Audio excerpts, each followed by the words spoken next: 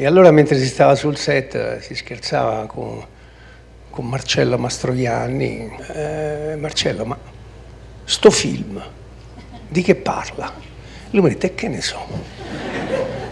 Dico, ma tu non hai letto la sceneggiatura? Cioè, con Federico è meglio non leggerla perché tanto non serve a niente.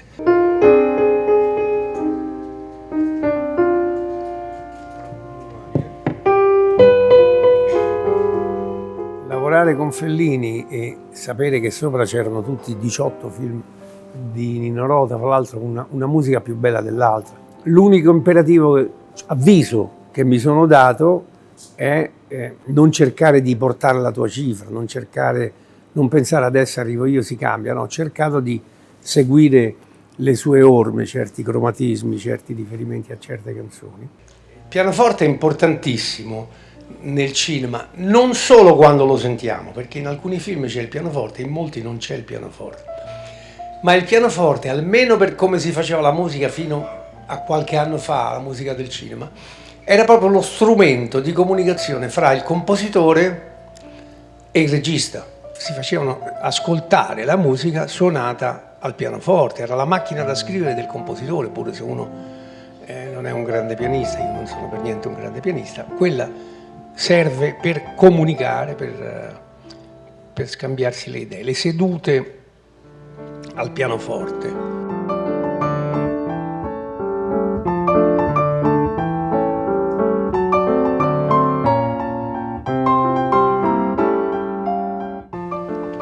Sedute a una densità poetica come quella che c'era in quei film di Nanni Moretti, in quelli di Fellini, in quelli di Taviani.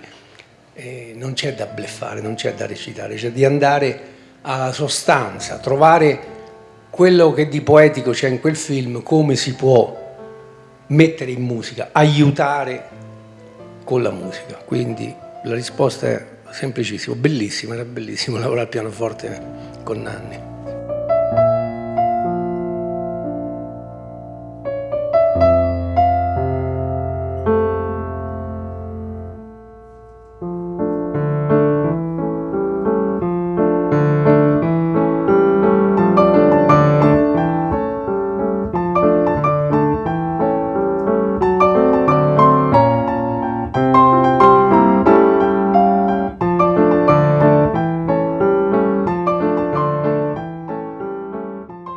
I registi che mi hanno fatto soffrire non li posso elencare perché ho abbandonato il lavoro, perché secondo me è un lavoro che o ci si intende gioiosamente o è meglio evitare. Come si dice, a lavorare con qualcuno con cui non ti intendi, che non ti capisce, che è una mezza calzetta però vuol far vedere che cita Beethoven. Come si dice a Roma, poi diventa un lavoro e allora è meglio lasciarlo stare.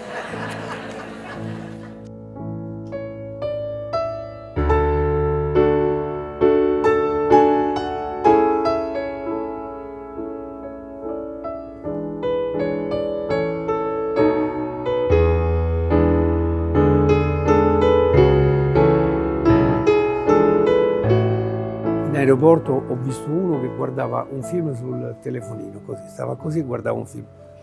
Ovviamente l'unità dell'opera, l'inizio, lo sviluppo, il colpo di scena e la fine, salta tutto perché è tutto smembrato. Quindi anche il cinema purtroppo, e non tutto per fortuna, tende a somigliare alla pubblicità, che è il linguaggio dei nostri tempi.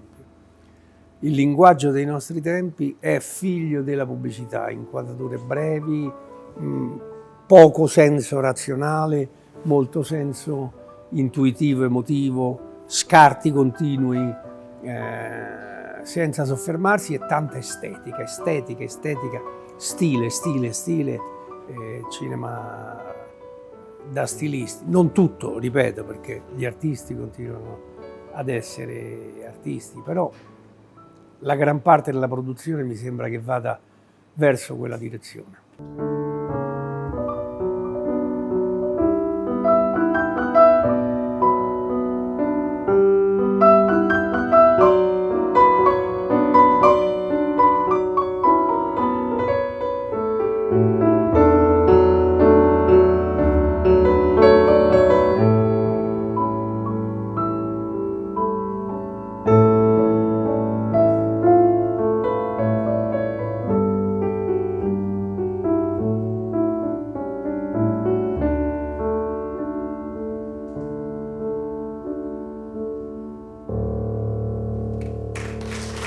Sei molto bravo. Grazie. Prego.